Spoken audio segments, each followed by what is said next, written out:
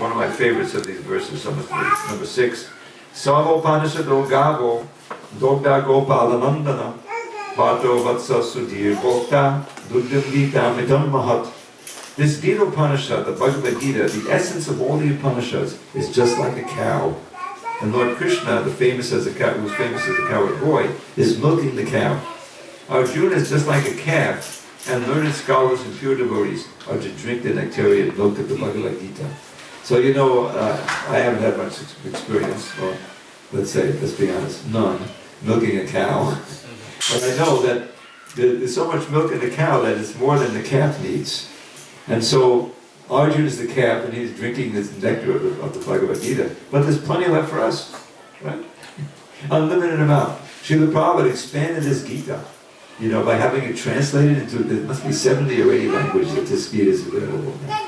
But the essential first translation was into English. But where would we be? I mean, you know, it was all hidden in the Sanskrit. So he translated it into English and explained it in English. And then it became accessible by inspiring his disciples, and gradually I've been involved in his book production for 45 years. I worked on this Bhagavad Gita you have here is actually the second edition. And the first edition, Prabhupada was so anxious that it would come out, came out in 1972. But he didn't have a lot of skilled translators and editors. So there were a lot of mistakes, but still it was so potent. The basic instruction was there, there's no question about it. But still it needed some work. Just like, I'll give you an example. At the end of the 9th chapter, and the end of the 16th chapter, at the 18th chapter, there's a verse that's kind of the essence. I'll give you, I've been advertised as a poet, so I have to think of something. So 2 verses, the essential verses of the Gita, 18, 65, and 66, sum up the whole thing. Manmana bhavaman bhakto mudyaji mam namaskara mamai vaishasi satyam te patijane priyosine sarvadharma parijajya mame kamsharanam raja aham tvam savapapabhyo mokshiyasyami mahashija. So Krishna says, just think of me, become devoted, worship me and bow down low. You'll come to me, O friend, I promise you this boon I shall bestow. Give up all other dharmas and surrender only unto me. Your sins I'll nullify, O Arjuna. From anxiety be free. This is the essence of the whole thing. So, the Bhagavad Gita, it's nectar at every step. The more that we become devotees of Krishna, and we follow the Bhagavad Gita, the more nectarian the Bhagavad Gita is. And you can read it every day, as Prabhupada says, and find new insights in it. Because Krishna reveals more. It's coming from the heart. Remember, I mentioned that, and he says right in the Bhagavad Gita, Sarvasya chaham hridisam navishto matakspati jnanam apohanancha. I am in everyone's heart, that's super soul. And for me are coming the knowledge, remembrance, and also forgetfulness. Now that forgetfulness is important. Can you imagine if we could remember all of our, like, maybe our last 100 deaths? We'd all have this massive case of PTSD, wouldn't we? Post-traumatic, you know? But Krishna lets us forget life after life and start anew. But what we really want to do is remember before, you know, that life before we even came here in the spiritual world. And that's what he reminds us of. He gives a hint in the Gita, but there's so much detail in the Bhagavad Purana, in the 10th canto, what's going on in the spiritual world. And we're meant to become attracted to that. So, this nectar that Krishna has distilled from the Upanishads, in the Gita Upanishad, we're meant to drink that. It's just like, there's plenty for Arjuna and there's plenty for us too. And then comes this 7th verse, and this is actually the last one that Shankaracharya wrote, according to the 7 verses here. This is really a call for a spiritual revolution in society. Ekam shastram devaki putra gitam, eko deko devaki putra eva, eko mantras tasya namani yani, karma pyekam tasya devasya seva. In this present day, says Prabhupada, people are very much eager to have one scripture, one God, one religion, one occupation. Therefore, ekam shastram devaki putra gitam. Let there be one scripture only, one common scripture for the whole world, the Bhagavad Gita. Eko devo devaki putra eva. that there be one God for the whole world, Sri Krishna, the son of Devi. Eko mantrastasya namani, and one hymn, one mantra, one prayer, all together. Hare Krishna, Krishna Krishna, Hare Hare, Hare Rama, Rama Rama, Hare Hare. And one work. Karma ekam tasya deva saseva, and let there be one work only, the service of the Supreme Personality of Godhead. And that's the very end of his introduction. Those are the last words of his introduction. So Srila Prabhupada has given us this Bhagavad Gita, and he's given us a wonderful description in this introduction of the glories of the Bhagavad Gita. Now just to let you know the importance of the revised edition, which is what our gentleman has here, one of the first printings of it, 1983. It's been around for 36 years. When Prabhupada dictated this introduction, and that recording is still available, you can hear it if you want to. He chanted those verses. But when the first devotees got that recording and transcribed it, they couldn't understand that Sanskrit. They could hardly understand the English, Prabhupada's accent. So they left those verses out. It's not there in the first Gita. All these verses I just read. There's some, you know what I mean? So Prabhupada wanted them in there. But in 1983, 11 years later, my good friend Gopi Puranadana Prabhu, sadly departed now since 2011, he had become very expert in Sanskrit. There were others also. And Jayavada Swami, who'd been editing Prabhupada's books for about 12 years already, they went over and they had this recording, and they restored the verses. And throughout the Gita, and especially like 11th chapter, there are so many verses in the purports that Prabhupada quoted from the commentary of Baladev Vijayabhushan. If you look at the very beginning of the book, you see it's dedicated to Baladev Vijayabhushan. Baladev Vijayabhushan is a very important acharya in our line. The very word Vidyabhushan, it's an epithet, it's a title given to someone who has the decoration of knowledge. You see that? Vidyabhushan, very, very learned. He was a disciple of Vishwanath Chakravarti Thakur, who was also another great learned soul. But Baladev Vijayabhushan wrote this very learned commentary on the Bhagavad Gita, and he also wrote a commentary on the Vedanta Sutra. There's a whole story about that. Lord Chaitanya didn't write one, he didn't think we needed to have one, because the Bhagavatam is itself a natural commentary on the Vedanta Sutra. But there was some challenge in Jaipur to this Sampradaya, the Sampradaya coming down from Lord Chaitanya. Well, you don't have a commentary on the Vedanta Sutra. The other authorized Sampradayas, the one coming down from Sri and the son of Kumara, and Lord Shiva, they all had their commentary on Vedanta Sutra. So there was some, conflict. So Baladev Vijayabhushan, he prayed. Govinda is the main deity there in Jaipur, Rupa Goswami's meeting. So he prayed to Govinda, please give me the inspiration, please. So he felt the blessing, I think, Gaul came down, So he called it Govinda Bhasha. This is Govinda speaking, I'm just taking notes. I'm just writing what he's telling me. The very learned, Bhasha or commentary on the Vedanta Sutras. So all those verses were lost because the typist couldn't understand. He's hearing Prabhupada, it's transcribed. So a lot of that was lost, and that was restored in this version we have today. So we're very fortunate to have that. So this is the glory of the Gita. Basically, it's an essential first book for someone who's serious about achieving the ultimate goal of life. It's all there, beginning with the teachings of the soul, that we're the soul, not the body, the qualities of the soul, how to act, how to live in this world, and not incur more karma. This is the Karma Yoga, chapter 3. Everything you do has to be in some way a sacrifice for Vishnu or Krishna. Otherwise that work is going to bind you to this world, if it's just selflessly motivated. We've been doing that for millions of births. How to break out of it?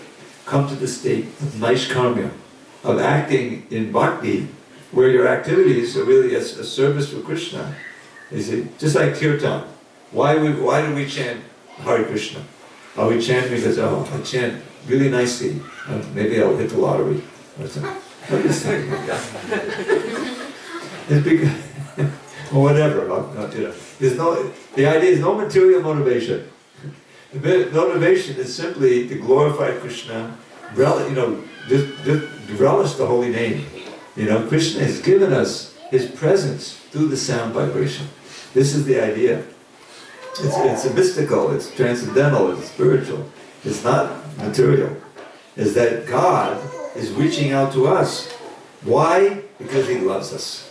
It's as simple as that. He never forgot us.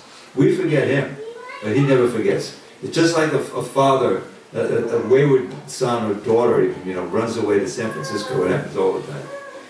He's waiting. When will they call? When will they text? Somehow or other, immediately ready to. And it may even, try to hire someone to go find them and see how they're doing. So Krishna, he says, Sarva yonishu konteya mortayek sambhavandeya tasam brahma aham bija pradaktika. I am the seed-giving father of every living entity in this creation. Uncounted trillions, not just human beings. So therefore he has that concern. He stays with us as super soul. He's there. But we're determined to turn our backs to forget him and try to enjoy. That's our problem. And so we need to be taught. In the modern world, they have something called tough love. Tough love. Sometimes the child grows up and for bad association, he's kind of incorrigible. So you put him in you pay somebody to take care of him and give him some discipline. So the child is, hopefully if it's done in the proper way, then he turns around and becomes. But Krishna, he doesn't want to just give us off to the material, and he stays, he's accompanying us to check out how we're doing. He's always trying to give us good instruction from within, but we don't want to hear it.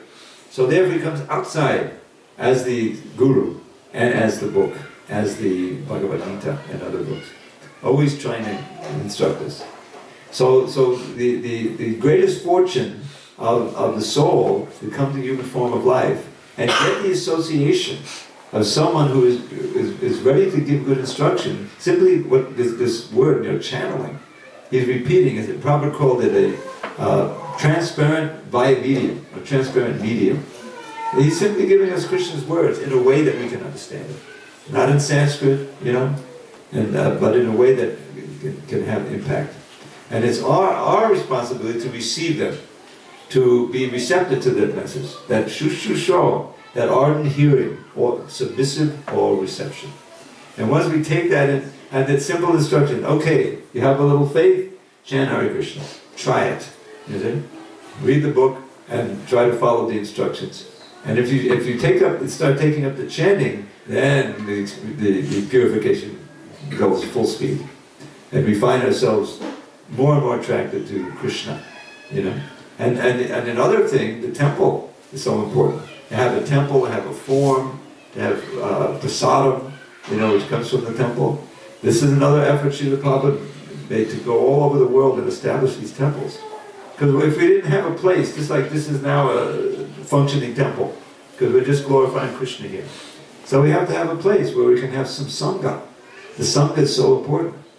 Sangha has two basic meanings, to association and attachment. Because what you associate with and who you associate with, that forms your attachment. So through our intelligence, we should discriminate in what and who we associate with. And Srila Prabhupada is so mercifully has given us his association through his books. When you read a book like that, you're reading Bhagavad Gita, you're associating with Krishna and you're associating with his pure devotee. How auspicious is that? That is sure to help us. There's a wonderful passage in the Srimad Bhagavatam, in the teachings of Lord Kapiladev to his mother, Devahuti. In the third canto, 25th chapter, beginning text 20. And there are 8 verses on the importance of good association, sadhu sangha. So he says, Prasangam madaram pasham atmanak kavayo vidu saeshu sadhu shukato moksha dvaram apavatam. So I put this one into a little poem. Mundane attraction keeps us bound to birth and death infernal. But love for sadhus opens wide the doors to life eternal. So then the question is, who's the sadhu? Where can we find the real sadhu? So then he gives 3 verses describing. Famous verse, Titikshava Karunika Suridak Sarvadehinam Ajatashat Labak Shanta Sadhavak Sadhabhushana. These are the ornaments of the sadhu, the character. Titikshava, tolerance. Karunika, merciful. Suridak Sarvade, a friend to all living entities. Having no enmity toward anyone. Ajatashat Labak. And therefore, Shanta, very peaceful. These are the qualities of a sadhu.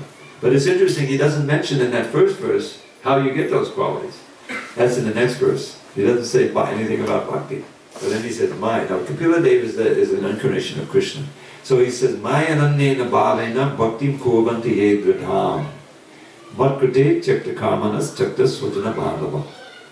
So, undeviating devotion to me, to Krishna. Maya nannena bhavena bhaktim. Loving devotional service. Ye dridham, firm vow. And then, what's the proof? That for my sake, that such a devotee will be willing to give up any activity that is attached to and take on anything. And even if your intimate associates, your friends and family are strong impediments, you'll even break those relationships. Now this is a very heavy thing. But the ideal is that your family can be ashram also, in which the mother and father make the house into a temple, and that is not necessary. And then he describes, what do they do? Marashya katam rishta shidbanti katayanti cha. Tapandiva listaba naita nagatachetasam. Marashya means, in this case, sounds and vibrations that are taking shelter of me, that are reference to me, to Krishna. Katam rishta, very wonderful and tasty and enlivening. They're always hearing and chanting. And because of that absorption, they don't feel the threefold miseries of this world. The sufferings, they transcend them, go beyond them. So then he goes on and describes and encourages his mother to find these sadhus and associate, because this will eliminate all of the residue of previous bad association. Then he describes, and I'll and maybe we'll ask for any questions or discussions. And I have a little slideshow that's not about the Gita.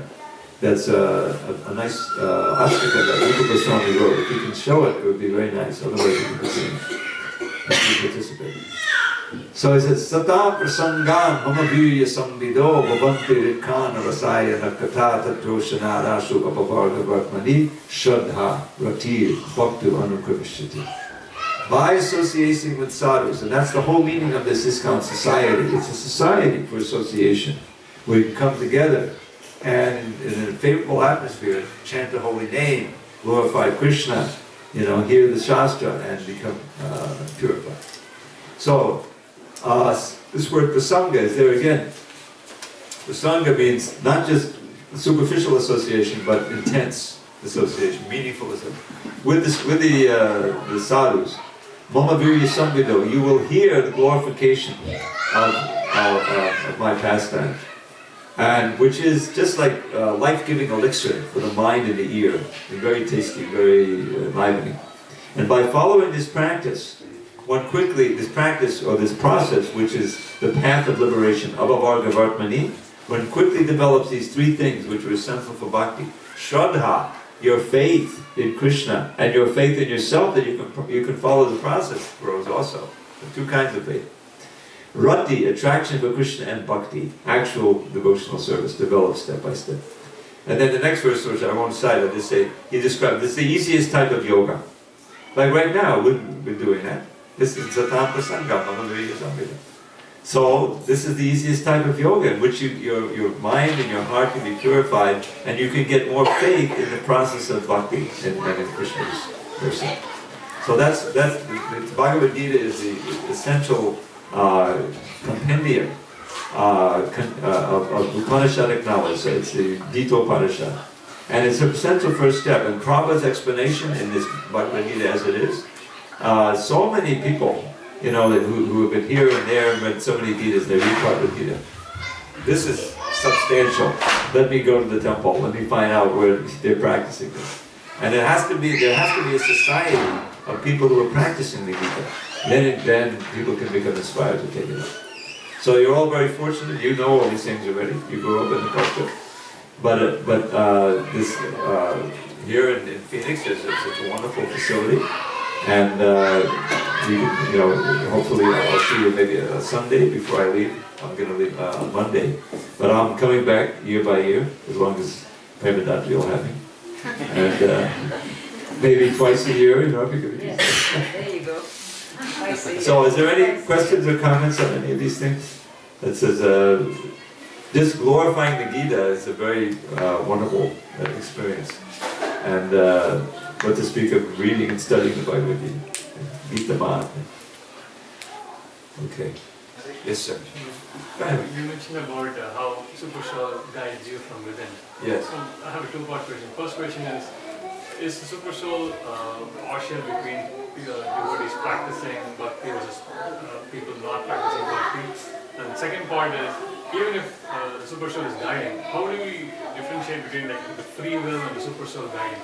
Because is it like, okay, you follow everything that the Super Soul tells you to do? How do you even differentiate? How do you understand that? Well, I don't understand. I mean, that's why no, the idea is that the Super Soul is always there, whether we're devotees or not. He's giving instruction to the animals, how to act in an animalistic way. He's giving intelligence no matter what level you are. And it's not just in the heart, he's in every atom. The idea is that, in any genuine religion, there's been so much Western theology, there's these three basic qualities of God, which are certainly there in Krishna. Omnipotence, complete power; omniscience, complete knowledge; and omnipresence. He's present everywhere, all pervading. So they go together. You can't really know everything unless you are everywhere. Otherwise someone's going to hide something from you, right? So if you're everywhere, then you can be omniscient. So the way that Krishna activates that omniscience in the material world is by expanding himself in this form of the Super Soul. And within every atom is sustaining. Without Krishna's attention, the whole thing would just evaporate. There's intelligence everywhere. God, that's the point. Now, we can't perceive the direct guidance of the Super Soul, who is trying to teach us how to act for our own benefit. But because we're incorrigible, because we're determined to try to enjoy this, you can knock that over.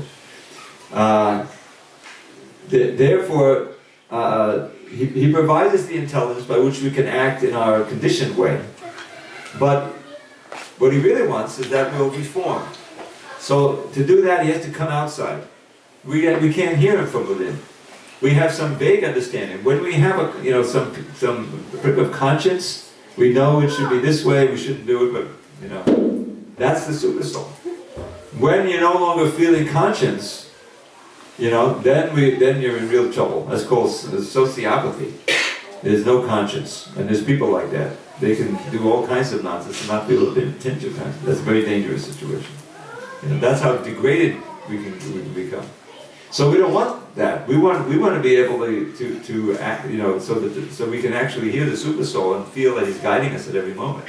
But that takes so much purification. And so he comes externally, as the Guru, as the Sadhus, as the Bhagavad Gita.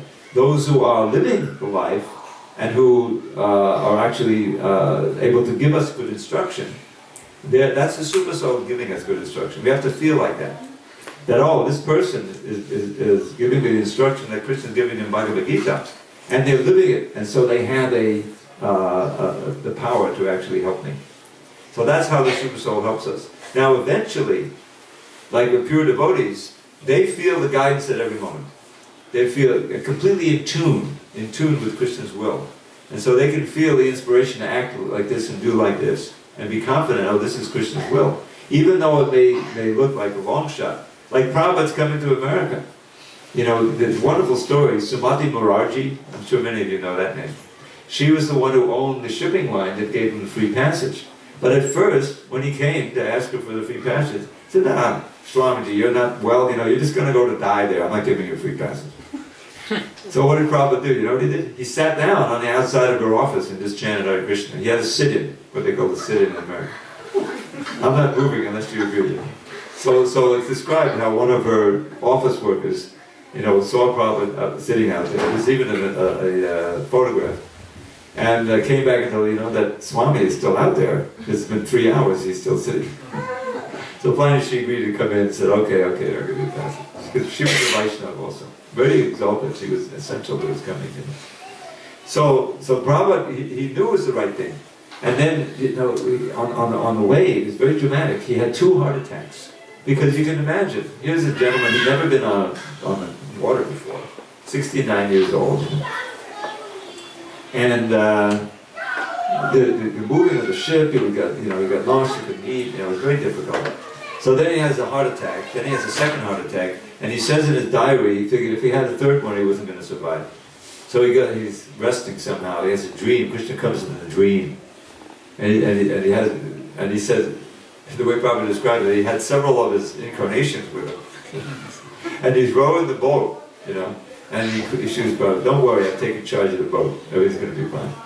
So Prabhupada wakes up and is assured, and sure enough, suddenly the Atlantic is very calm. It was a miracle. The captain's wife, he was there with his wife, he said, please come back with us. We've never had such a smooth crossing. You know, the Atlantic is all these storms. At that season, September, come on, it's like hurricane season in August, September. And so, but it was this weird little lake, you know. And probably, you know, got into Boston and started the whole thing. And it was time and time again it came. Like, you know, he had a stroke at the end of 1967, and it's all very dramatic. You could see Prabhupada's Krishna protecting Prabhupada in so many difficulties and giving him just the time he came. I mean, I was, you know, part of this whole generation in the 60s that was searching here and there. You know, I would thank God I didn't get too much into the drug scene. It's so damaging. But you know, that was part of it. But basically, there was a certain element of that those young people who were really searching, who were not interested in just the ordinary material life. And part of it was LSD. Let's be honest. You know, it kind of broke a lot of chains there, and the whole culture post-war, the whole thing. But probably came at just the time when it was flourishing in Manhattan, Lower Manhattan, in Greenwich Village, and especially right in the middle of what was called the Summer of Love, 1967. A high point, thousands and thousands of young people streaming into Haight-Ashbury, into San Francisco, and looking, you know, they didn't know what they were looking for. And there was Prabhupada. He had started a little temple, and they, you know, they were living on the street, or they were able to come, get prasadam, you know, and a friend, you know, devotees there, and there's Prabhupada, you know, first deities, those big Jagannath deities, you know, it's all amazing. And if they took, you know, I'll try it. They're ready to try anything. I'll try Hare Krishna. And as soon as you try chanting Hare Krishna, you know how powerful it can be. So it was very successful in San Francisco. But he came back and he was so fired up, you know, but he was a little too much for his body, and he had this serious stroke. Anyways, the whole way, you know, Krishna moved him. He went back to India after that, and gradually the whole thing spread all over the world. So when you see Prabhupada's life, you can see, oh, Krishna is real. You know, he protected Prabhupada in so many situations, gave him so many qualified people who were intelligent, you know, and were able to lead the movement. So there's another story, maybe I'll tell, I don't have time now, about a Croatian devotee who wanted to join. Actually, he wasn't Croatian, he was in Serbia. And it was right in the middle of those wars in the beginning of the 90s. I don't know if you remember, it was God and on and went on. It was horrific. And he wanted to join, but he couldn't get to a temple. And so finally he was reading Bhagavad Gita, chanting like anything, you know, but there was no temple. So the only way to get to the temple was across the war zone. And everybody said, you can't go, they're killing everybody. But he had read this one line, besides the Bhagavad Gita, many of you know. Rake Krishna Mari Ke. Mari Krishna Rake Ke. If Krishna wants to protect you, no one can kill you. And if Krishna wants to kill you, no one can protect you. So we took the first part, you know, Krishna wants to protect me, I'm taking shelter of his holy name, I got his Bhagavad Gita here, and all